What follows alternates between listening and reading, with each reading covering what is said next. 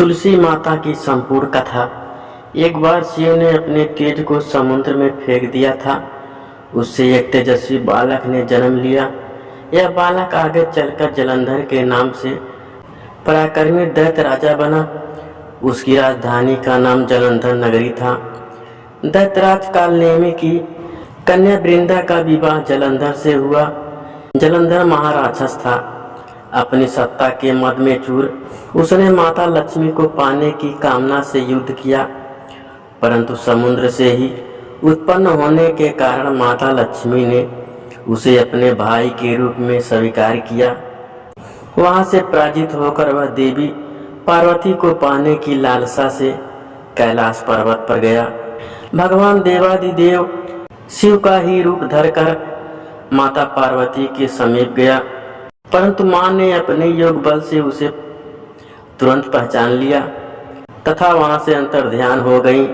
देवी पार्वती ने क्रुद्ध होकर सारा वृत्तांत भगवान विष्णु को सुनाया। जलंधर की पत्नी वृंदा अत्यंत पतिव्रता स्त्री थी।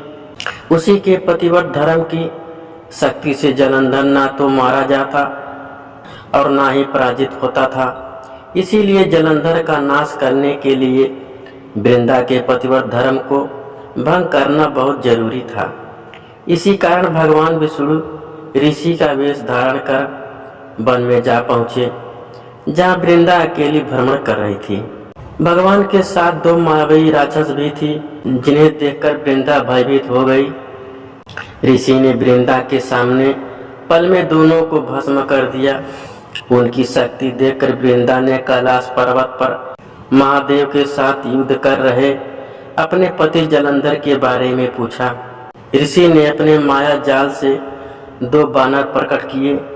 एक बानर के हाथ में जलंधर का सिर था तथा दूसरे के हाथ में धड़।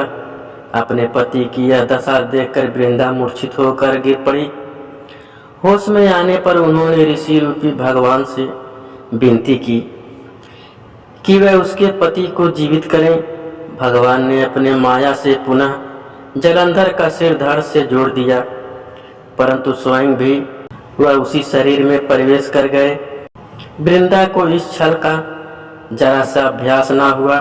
जलंधर बने भगवान के साथ वृंदा पतिव्रता का व्यवहार करने लगी, जिससे उसका सतीव्रत भंग हो गया। ऐसा होते ही वृंदा का पति जलंधर युद्ध में हार गया। इस सारी लीला का जब वृंदा को पता चला तो उसने क्रोध होकर भगवान विष्णु को शिला होने का श्राप दे दिया तथा स्वयं सती हो गई। जहाँ वृंदा भस्म हुई वहाँ तुलसी का पौधा उगा। भगवान विष्णु ने वृंदा से कहा, हे वृंदा, तुम अपने सतीव्रत के कारण मुझे लक्ष्मी से भी अधिक प्रिय हो गई हो। अब तुम तुलसी के रूप में सदा मेरे साथ रहोगी।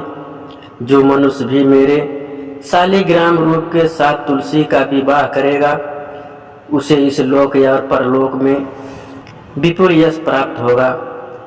जिस घर में तुलसी होती है वहाँ यम के दूत भी असमय नहीं जा सकते। गंगा व नर्मदा के जल से स्नान तथा तुलसी का पूजन बराबर माना जाता है।